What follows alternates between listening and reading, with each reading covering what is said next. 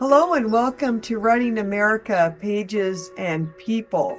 If you're here to learn about an American author and some of their works, then you're in the right place. My name is Rachel Rigolino and I'm an instructor in the English department at the State University of New York at New Paltz.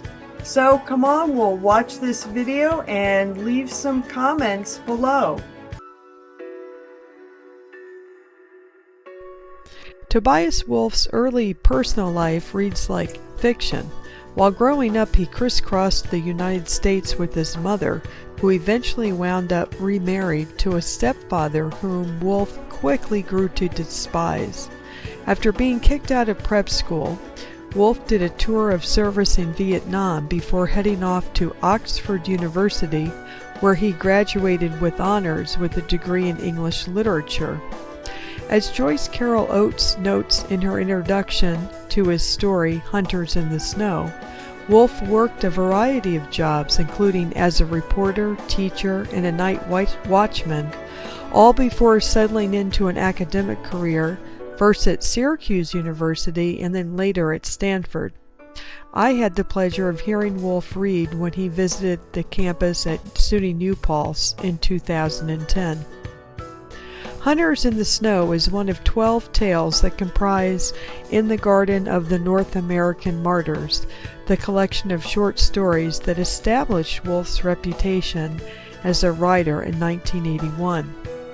In reviewing the collection, critic James Dolan told readers to, quote, relax and enter into the sometimes comic, always compassionate world of ordinary people who suffer 20th-century martyrdoms of growing up, growing old, loving and lacking love, living with parents and lovers and wives, and their own weaknesses. Garden of the North American Martyrs was followed in 1985 by a short story collection entitled Back in the World, which chronicles the experiences of Vietnam veterans returning home.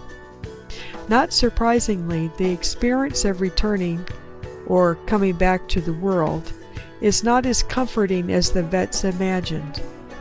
A decade later, Wolff returned to the subject of Vietnam in his memoir, In Pharaoh's Army, Memoirs of a Lost War. Wolff's most famous memoir is This Boy's Life, which was well received upon its publication in 1989. Reader Bob Newman sums up the memoir this way: a screwed-up kid who lies, cheats, forges documents, drinks and steals, not to mention damaging property, gets kicked out of schools, but winds up with a degree from Oxford.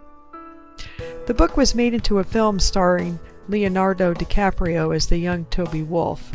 The film chronicles Toby's close relationship with his mother and his battles with an abusive stepfather. Looking for ways to escape his home life, Toby eventually forges school transcripts and is accepted with a full scholarship to an elite East Coast prep school.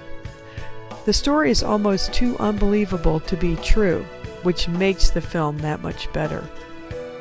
In closing, I thought it might be interesting to examine Wolff's approach to writing short stories.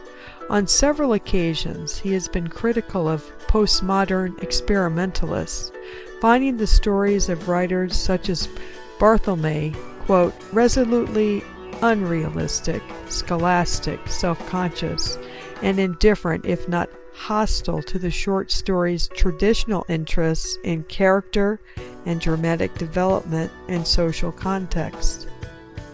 Instead, Wolff says, he sets out to write realistic fiction about, quote, people who lead lives neither admirable nor depraved, but so convincing in their portrayal that the reader has to acknowledge kinship. And which writers have influenced Wolff? In addition to Jack London, he cites Hemingway and Catherine Ann Porter as the three American writers whom he most admires. In reflecting on the way in which writers look to other writers for inspiration, he once observed, finally, as you come into your own, whatever that is, and begin to discover your own gifts, You start to hear the sound of your own voice a little better. You are swayed by a kind of influence that sets the standard by which you want your own work to be read.